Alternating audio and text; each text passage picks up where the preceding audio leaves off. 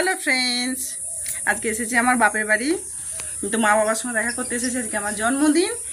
তো এটা নিয়ে আসি, যাদের জন্য এই পৃথিবীর আলো দেখলাম তাদের আশীর্বাদটা আগে নিয়ে নিই। চলো আমার মা বাবার কাছে চলে এসো।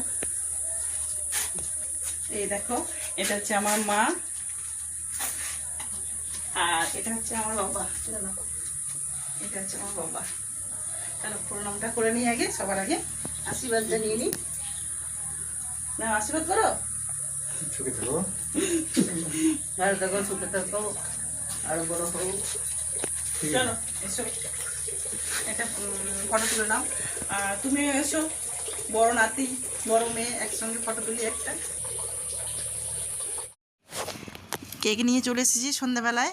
এবার আমার ছেলের বন্ধুদের নিয়েই আমাদেরকে কেক কাটাটা হবে। তো দেখতে থাকো, আমি কেক কাটছি।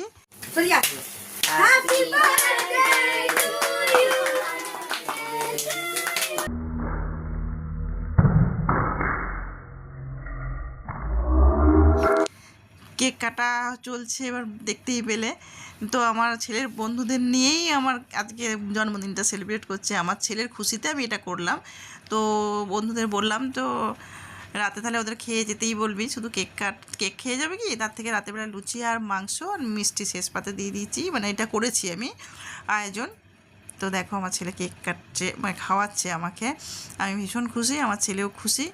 এরকমভাবে আমার জন্মদিন সেলিব্রেট কেউ কোনোদিন করেনি, আমার ছেলেই একমাত্র এই 2-3 বছর ধরে করছে। আমি খুব মানে হ্যাপি তার জন্যে। আর এখানে হচ্ছে আমার ছেলের একটা বন্ধু, ও শেষে আর কি করবে, মানে জন্মদিনে যে কেকটা থাকে সেই কেকটা আমাকে, মানে যে উপরে ক্রিমটা আমাকে মাখাবার খুব ইচ্ছা ছিল। তো সবাই কি করে এটা, আমাকে কিভাবে মাখাচ্ছে দেখো। আমার ছেলে বলছে, মা তোমাকে ফেসিয়াল করে দিচ্ছে, দেখো কি অবস্থা করছে আমার, দেখো।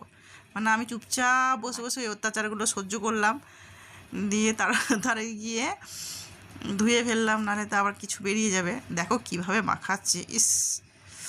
যাই হোক, ওরা খুশি হলেই আমি খুশি, তাই না? এই যে সামান্য একটু আয়োজন করলাম, মানে হঠাৎ করেই হলো এটা।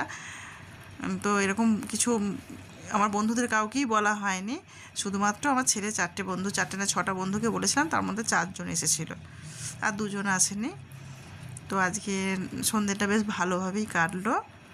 চলো এবার দেখে নাও এই 4 জন বন্ধুকে। তো গুড নাইট ফ্রেন্ডস, টাটা।